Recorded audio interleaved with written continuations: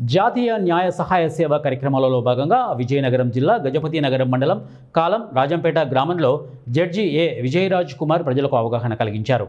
తల్లిదండ్రులు పిల్లల నడవడిక గమనించి తగిన జాగ్రత్తలు తీసుకోవాలని తెలిపారు.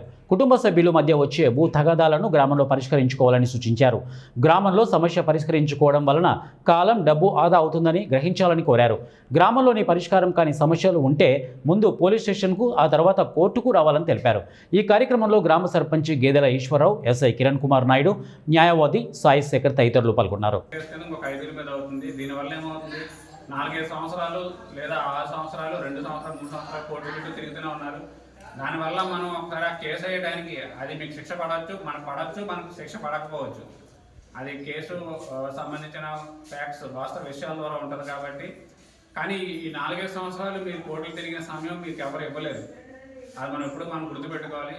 మనం కోర్టుకి తిరుగుతున్నామంటే లేదంటే పోలీస్ స్టేషన్ తిరుగుతున్నామంటే దానివల్ల ఏమవుతుందంటే ఆ రోజు జీవితం మనకు కోల్పోయినట్టే. మనం అంటే ఇప్పుడు ఆస్తి గురించి తిరిగితే ఒక అర్థం ఉంది. ఎందుకంటే ఈరోజు భూమి విలువ 10,000 ఉండొచ్చు. 5 సంవత్సరాల తర్వాత కేసు తిరిగి వచ్చినా మనకి ఫేవర్కి వచ్చినా ఆ రోజు భూమి విలువ అది ₹1,00,000 ఉండొచ్చు. భూమి విలువ పెరుగుతుంది కానీ తరగదు. కానీ కొట్లాట, చిన్న చిన్న విషయాలకి కొట్లాట, చిన్న చిన్న విషయాలకి కుటుంబ సమస్యల్లో కూడా గొడవలు ఆడుకుని పోలీస్ స్టేషన్కి వెళ్ళి అక్కడ కేసు రిజిస్టర్ అయినాక మళ్ళీ కోర్టుకు వచ్చి కోర్టు చుట్టూ ఒక 5-6 సంవత్సరాలు తిరుగుతున్నారు. దానివల్ల ఏమవుతుంది, మీ వ్యక్తిగత జీవితం మీరు ప్రశాంతంగా జీవించాల్సిన ఒక 5 సంవత్సరాలు 6 సంవత్సరాలు కోల్పోతున్నారు. కాబట్టి మనకి ఏదైనా సమస్య వచ్చినప్పుడు సాధ్యమైనంత వరకు మీ గ్రామంలో పెద్దల ద్వారా పరిష్కరించుకోవడానికి ప్రయత్నం చేయండి. దానివల్ల ఏమవుతుందంటే మీకు మిగతా రోజులు ఆ రోజు మీకు బాధ ఉండొచ్చు, ఆ రోజు మనకు చిన్న అన్యాయం జరిగి ఉండొచ్చు అని ఒక భావన ఉంటుంది.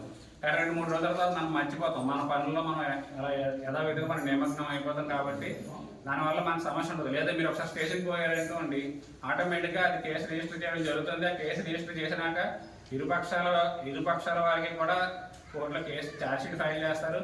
దానివల్ల మీకు నోటీసులు వస్తాయి. మీరు ఒక 10 సార్లు 15 సార్లు లేదంటే ఒక 100 వాయిదాలు 200 వాయిదాలు తిరగాల్సి వస్తుంది. దానివల్ల రకరకాల పరిస్థితులు ఉంటాయి, కఠిన పరిస్థితులు ఉంటాయి.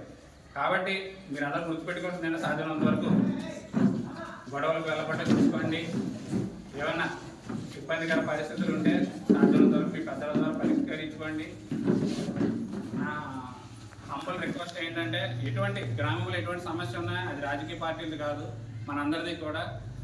మీ గ్రామంలో ఎటువంటి చిన్న సమస్య ఉన్నా చదువుకున్న వారు కానీ చదువు ఎవరైనా స్పందించవచ్చు. మీరు రాతపూర్వకంగా మీరు రాసిచ్చినట్టయితే అయితే కలెక్టర్ వారికి కానీ లేదంటే లోకల్ తహసీల్దార్కి కానీ లేదంటే పోలీసు వారికి కానీ లేదంటే కోర్టు ఎవరు రాసిచ్చినా సరే మీ గ్రామంలో ఎటువంటి సమస్య ఉన్నా సరే సమస్యల గురించి మనం ప్రశ్నించకపోతేనే అది ఇంకా సమస్యగా మిగిలిపోతుంది.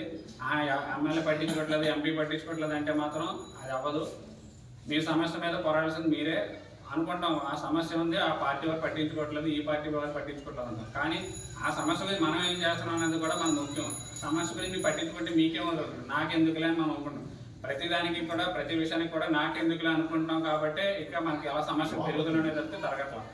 కాబట్టి మీ ఇంట్లో పిల్లలు ఉంటారు, చదువుకునే పిల్లలు ఉంటారు, డిగ్రీ లేదా ఇంటర్ చదువుకుంటారు, 10th వాళ్ళు కంప్లైంట్ రాయమంటే వాళ్ళే నీట్గా రాసిస్తారు. ఇది మా గ్రామంలో ఈ సమస్య ఉంది.